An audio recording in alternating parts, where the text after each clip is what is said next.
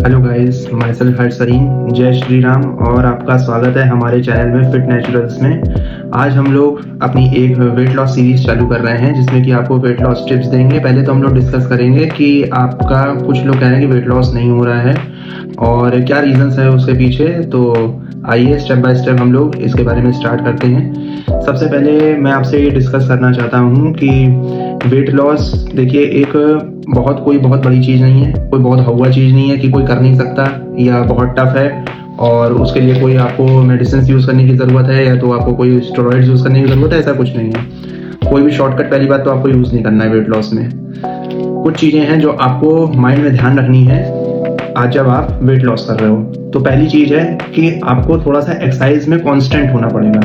Constant से मेरा आप सेंस समझ रहे हो कि 5 to 6 डेज आपको वर्कआउट करनी ही करनी है इन अ वीक।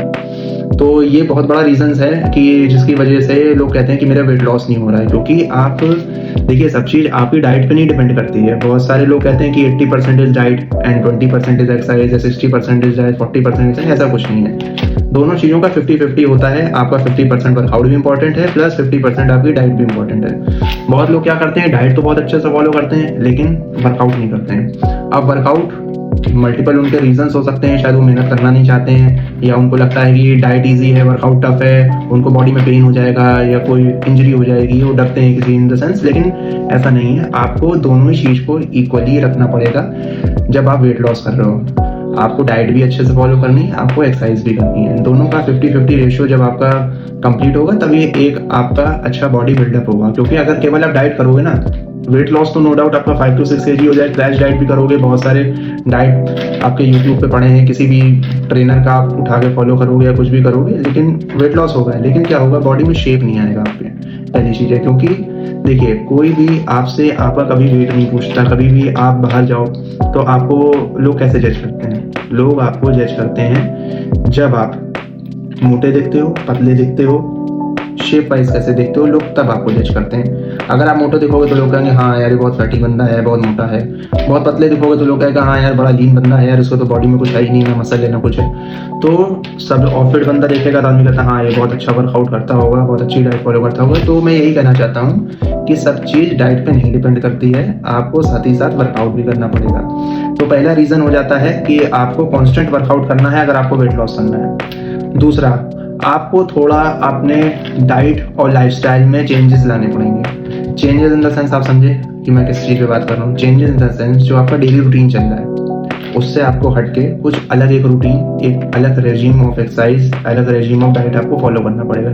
मैं ये नहीं कहूँगा किसी तरह की बहुत फैंसी डाइट फॉलो करो या बहुत एक्सपेंसिव डाइट फॉलो करो, आवाकाडो खाओ, ये खाओ वो खाओ, ये समझ नहीं करता। मैं कहता हूँ घर का खाना खाओ, थोड़ा सा कैलोरी काउंटिंग पे ध्यान रखो कि आप जितना कैलोरी खा रहे हो उतना आपका एक्सपेंड हो रहा है कि नहीं हो रहा है। जितना कैलोरी इंटेक जा रहा है उतना आपका एक्सपेंडिचर भी होना चाहिए पूरे दिन में। तो उस हिसाब से अपना BMR निकाल लीजिए। किसी भी वेबसाइट पे चले जाइए, इतने BMR कैलकुलेटर हैं, जो भी आपका BMR आ रहा है उसमें 500 to 600 कैलोरी माइनस करके उतनी कैलोरी की डाइट लीजिए, आराम से आपका वेट लॉस होगा। लेकिन साथ ही साथ वर्कआउट जरूर करिए।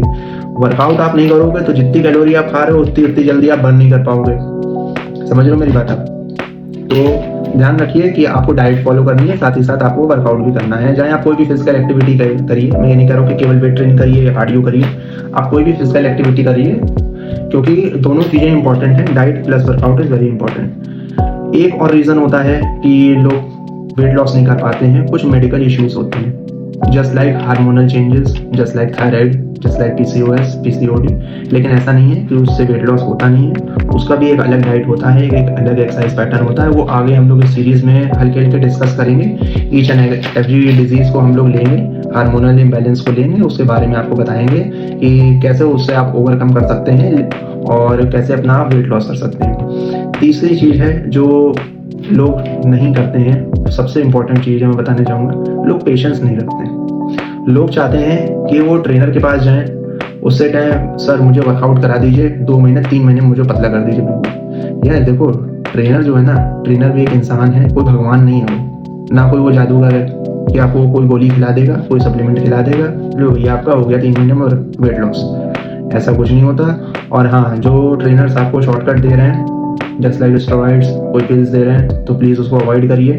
वो इसलिए आपको देते हैं क्योंकि क्लाइंट आपसे बंधा रहे, आपको उनको पैसे मिलते रहें। तो ये ध्यान रखिए कि ये सब चीज़ें जो पिल्स होती हैं, जो इंजेक्टेबल्स होते हैं, इन सब चीज़ों को अवॉइड करिए। नेचुरल डाइट और एक्सरसाइज करनी है, और हाँ, पेशेंस जरूर रखना है। Patience is the key factor of weight loss. देखिए, एक नेचुरल बॉडी जो होती है ना, वो 3 से 5 किलो ही वेट लॉस कर पाती है 1 महीने में। अब आप चाहोगे कि आप बिल्कुल ओबीज हो और आपका 15 किलो 1 महीने में कम हो जाए, तो वो पॉसिबल नहीं है, और वो हेल्दी भी नहीं है। अगर कम हो रहा है तो वो हेल्दी रेंज नहीं है। हेल्दी रेंज 3 से 5 किलो की होती है केवल, और उससे ज़्यादा वेट लॉस अगर आपका हो रहा है, या तो आप बहुत ज़्यादा क्रैश डाइट कर रहे हो, क्रैश डाइट की वजह से आपकी मसल बहुत वीक हो जाएगी।